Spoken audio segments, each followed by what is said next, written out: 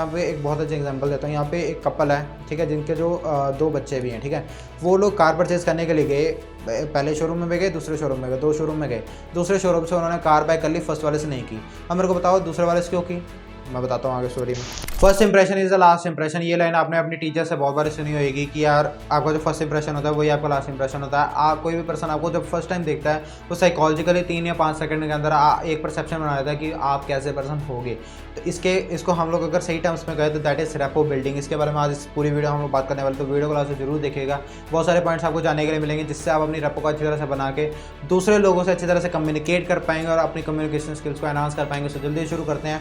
First point है human connection with another person. Rapport building का simple मतलब है human connection with another person. अगर मैं हूँ किसी नई पर्सन से मिल रहा हूँ, वो मेरे बारे में क्या सोच रहा है साइकोलॉजिकली और मेरे साथ रह के वो क्या फील कर रहा है, that is all about the rapport building. मतलब क्या कि जो मेरी परसेप्शन उसके दिमाग में बन रही है, that is the repo of mind, ठीक है। मेरी रेपो उस बंदे के दिमाग में क्या बन रही है साइकोलॉजिकल और क्या फील कर रहा है मेरे साथ रह के, वो है हमारी रेपो, ठीक है, जो हम लोग किसी दूसरे पर्सन के ऊपर बनाते हैं, ठीक है। अब यहाँ पे रेपो बिल्डिंग में हम लोगों को क्या चीज़ करनी चाहिए, क्या चीज़ नहीं करनी चाहिए, कैसे उसको बनाएंगे और क्या हमारे मिस्टेक्स होते हैं उसके बारे में हम लोग बात करते हैं। First thing is truth. यहाँ पे कभी हम लोग को झूठ नहीं बोलना, ठीक है। मैं आपसे सिंपल सा क्वेश्चन पूछता हूँ, अगर कोई पर्सन आपके पास आता है, ठीक है, और वो आपसे वो झूठ बोलता है कि मैं तो ऐसा पर्सन हूँ, मेरे पास लैम्बोर्गिनी फरारी है, बट उसके पास अल्टो ही ना हो, ठीक है, और आप उस पर्सन से लिंक करने की सोच सकते हो, आप उसके पर्सन के फ्रेंड बनने की सोच सकते हो, नहीं सोचोगे, क्योंकि वो अभी भी झूठ बोल रहा है। और इन फ्यूचर अगर आपको कोई फाइनेंशियल ट्रांजेक्शन करनी हो उस बंदे के साथ, आप उसके साथ नहीं करोगे। क्यों? क्योंकि अगर उस बंदे ने पहले ही सच नहीं बोला तो बाद में क्या सच बोलेगा, ये चीज़ आप सोचोगे। वैसे ही अगर आप किसी पर्सन के साथ अप्रोच करते हो तो हमेशा ट्रुथ के साथ अप्रोच करो, जो है सच्चाई है उसके साथ अप्रोच करो, आपको कभी भी शो ऑफ नहीं करना। यहाँ पे अगली चीज़ है repo is all about someone like you, how the other person subconsciously think and feel. मैंने पहले ही बताया कि रेपो सिंपल सी चीज़ है कि कोई पर्सन आपके साथ क्या रह के आपके सबकॉन्शियसली वो क्या फील कर रहा है, सबकॉन्शियसली उसने आपकी क्या परसेप्शन बनाई कि ये पर्सन कैसा हो सकता है, that is all about your repo. अब इसको हम लोग बनाएंगे कैसे उसके बारे में बात कर लेते हैं। रेपो बिल्डिंग के लिए हम लोग को सिंपल में 2 पॉइंट बताना चाहूँगा। फर्स्ट पॉइंट है कि आपको कॉपी करना है। कॉपी इन द सेंस कि अगर दूसरा पर्सन है, ठीक है, वो किस पेस से किस तरह से वो बात कर रहा है, ठीक है, उसकी कम्युनिकेशन कैसी है, उसके हिसाब से आप बात करोगे। मान लो अगर मेरे सामने कोई पर्सन खड़ा है और वो लो पेस के साथ बात कर रहा है, लो पेस इन द सेंस कि वो धीरे बात कर रहा है, तो मैं भी उसके साथ धीरे बात करना शुरू कर दूँगा। और अगर कोई पर्सन एनर्जेटिक वे में तेज़ बोल रहा है, जल्दी से बोल रहा है, ठीक है, उसकी स्पीड बहुत ज़्यादा है, तो मैं भी उसके साथ एनर्जेटिक वे में बात करना शुरू कर दूँगा। That is the thing. यहाँ पे आपको दूसरे पर्सन की जो वॉइस है, पेस है, उसके हिसाब से आपको बात करें ताकि वो भी आपके साथ कंफर्टेबल होकर बात कर पाए। सेकंड चीज़ है, अगर आप वॉक करते हुए बात कर रहे हो या उसकी बॉडी लैंग्वेज उसको भी आप कॉपी कर सकते हो। अगर वो बैठा हुआ है, ठीक है, एक टांग ऊपर करके बैठा हुआ है, वैसे भी आप बैठ सकते हो, ठीक है। और अगर वॉक कर रहे हो, अगर वो पर्सन धीरे चल रहा है, धीरे चल लो। अगर वो पर्सन थोड़ा स्पीड में एनर्जेटिक वे में चल रहा है, उसके हिसाब से आप कर सकते हो। जैसे जैसे आप उसको कॉपी करोगे उसको लगेगा कि ये बंदा कहीं ना कहीं मेरे साथ मिलता है, तो वो जो आपके रेपो बिल्डिंग है वो बहुत ज़्यादा अच्छी होगी। दूसरा पॉइंट है, आप उनके चीज़ों जैसे वो कन्वर्सेट कर रहे हैं, जैसे वो कन्वर्सेट कर रहे हैं वैसे ही आप अपने भी कन्वर्सेशन को लेके आओ। मतलब कैसे कि मान लो कोई पर्सन को ना किसी टॉपिक में बहुत ज़्यादा इंटरेस्ट है, या फिर कोई पर्सन है जो अपने बारे में बोलना बहुत अच्छा लगता है। मैंने पहले ही बताया आपको लिसनिंग करनी चाहिए। अगर उसको किसी टॉपिक के बारे में इंटरेस्ट है, मान लो बाकी छोड़ दो, मैं आपको एग्जांपल लेता हूँ। कोई पर्सन है वो कहता है कि मैं ना इंजीनियर हूँ, ठीक है, आप उससे अगला क्वेश्चन पूछा, अच्छा आप इंजीनियर हो, आपने कौन से कॉलेज से इंजीनियरिंग की, आपने क्वेश्चन पूछ लिया।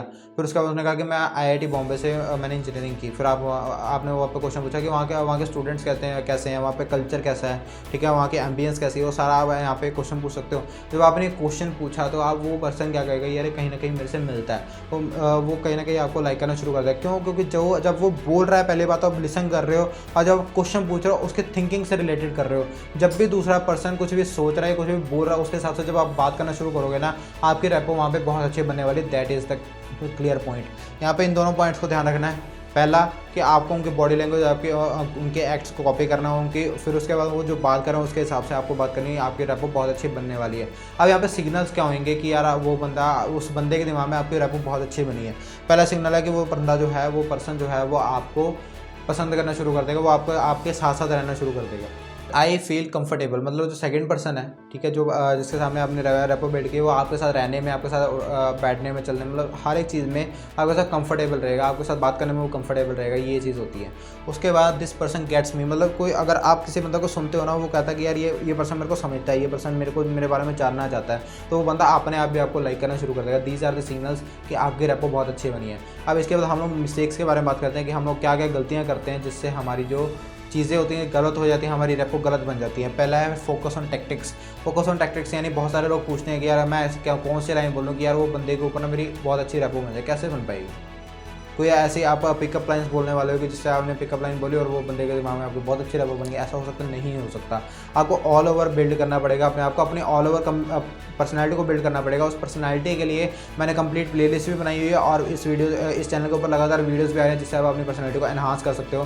फ्री लीडरशिप कोर्स और प्रोडक्टिविटी कोर्स मैंने दिया हुआ है, आप प्लेलिस्ट चेक कर सकते हो। लास्ट में वीडियो के नीचे डिस्क्रिप्शन और कमेंट बॉक्स में मैं दे दूँगा, उन प्लेलिस्ट को देखिए, चेक कीजिए ताकि आप उन वीडियो से सीखें और उनको जब आप अपनी रियल लाइफ में इम्प्लीमेंट करेंगे तो आपकी पर्सनैलिटी और ज़्यादा एनहांस होने वाली है। ऐसे आप पर्सनैलिटी को एनहांस कर सकते हो। ऑल ओवर पर्सनैलिटी को एनहांस करोगे, ईजिली आपकी रेपो अच्छी बननी शुरू हो जाएगी। आगे बढ़ते हैं। कॉमन मिस्टेक्स जो सब लोग करते हैं जो आपको नहीं करनी चाहिए ताकि आपकी रेपो अच्छी बने। पहला, focus on what do I से। लोग पूछते हैं कि यार मेरे को क्या कहना चाहिए जिससे वो ईजिली मेरी रेपो बन जाए, ठीक है, एक शब्द या एक लाइन, एक सेंटेंस, ठीक है, बोलने पूछते हैं। बट यहाँ पे आपको ऑल ओवर पर्सनैलिटी बनानी है, मैंने आपको पहले भी कह दिया। Not building human connection. यहाँ पे हम लोग कई बार सेमिनार्स में जाते हैं, बिजनेस मीटिंग्स में जाते हैं, तो लोग क्या करते हैं, नेटवर्किंग करने के लिए दूसरे बंदे को ना अप्रोच कर रहे हैं कि यार अप्रोच कर रहे हैं सिर्फ नेटवर्क करने के लिए, प्रॉफिट के लिए। बट यहाँ पे आपको नेटवर्क करना है फ्रेंडशिप के लिए। फ्रेंडशिप के हिसाब से अगर नेटवर्क करोगे, यार आपको फ्रेंड्स बनना है, दूसरा बंदा के जब फ्रेंड बनोगे ना तो वो पर्सन आपसे फाइनेंशियल ट्रांजैक्शन करने में भी हिचकिचाएगा नहीं, वो आपके साथ इजीली फाइनेंशियल ट्रांजैक्शन कर लेगा। और अगर आप सिर्फ नेटवर्क करने के लिए, आप अपने सिर्फ प्रॉफिट के लिए जा रहे हो तो वो बंदा आपके साथ नहीं इतना जुड़ पाएगा। That is the key.